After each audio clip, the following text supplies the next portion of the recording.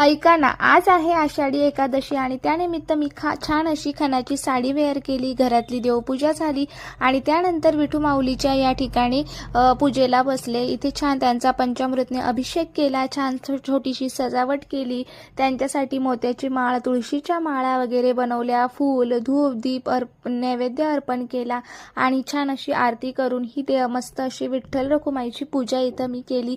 सगळं काही कसं वाटलं तुम्हाला ते कमेंट करून सांगा आणि व्हिडिओला लाईक करा। त्याचबरोबर ना आपला डिटेल व्हिडिओ आपल्या मोठ्या व्हिडिओ आपला येणार आहे दुपारी 12:15 वाजता, तोही तुम्ही चेकआउट करा। छान असे साबुदाणा वडा, रताळी बनवलेली, फराळ झालं आणि त्यानंतर आम्ही निघालो मंदिरात। मंदिरात भरपूर गर्दी होती, कितीही पाऊस असला तरी मंदिरात लोक येणं टाळत नाही, सगळे आलेले होते।